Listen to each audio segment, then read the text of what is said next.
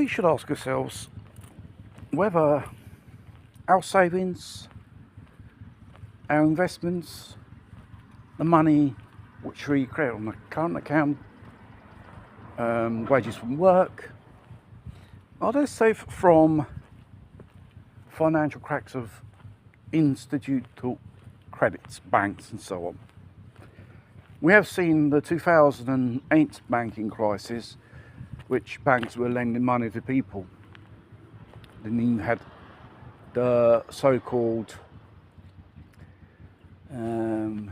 requirements to have them.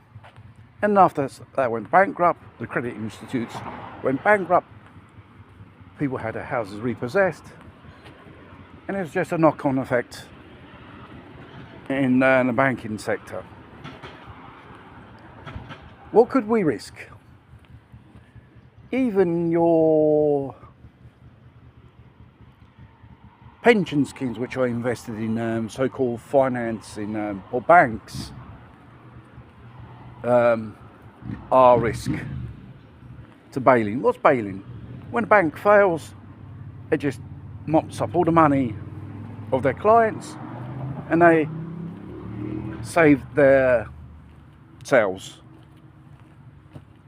And you're asking yourself, what guarantee against this bailing effect? Seeing in many countries they have passed a law to do this, because before it was illegally to do it. Now, like America, United Kingdom, and most European countries, they have this type of bailing thing to save the banks. The fact is, every time the banks started to cry for money, it's usually the government, which is our taxpayers' money, which bailed them out. But when it comes to save us, we're the last ones on the you-know-what list to save. They won't save us.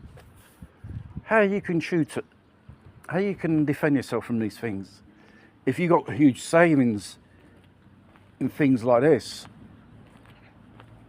depending on how solid is your bank or credit institute. Because only the Bank of America had losses for God knows how many billions of dollars. We're talking about $100 billion a few days ago.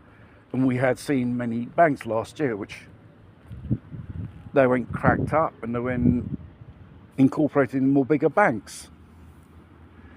And the fact is, this could be really devastating for people and the economy. It's a knock-on effect, a domino effect.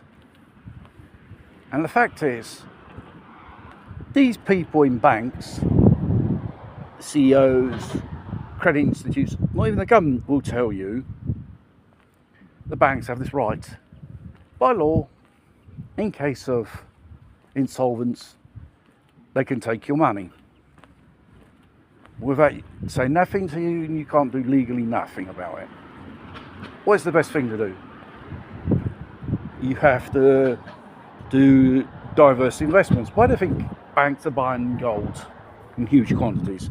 Because they know that moment is coming. I think if we have less in a bank, less of an impact will be on your financial situation. And gold and silver and minerals and other type of resources is a good investment. The only people only do good in the stock exchanges, those who make military weapons, and the pharmaceutical companies. They're making money for the time being. So don't think they say the economy is okay, and when in the shops things cost a lot more than you paid probably last month or last year or a few years ago. They're just lying to you, or lying about unemployment. Oh, we have created so many jobs. That's only temporary jobs. Probably last for 3 weeks, 3 months, 6 months, and afterwards they'll be unemployed and find another job. They are playing around with the numbers to fool us We're a bit like the donkey which they wave the carrot in front of our nose, we follow. If we get to know or have knowledge how this world works, more better you'll be able to defend yourself from these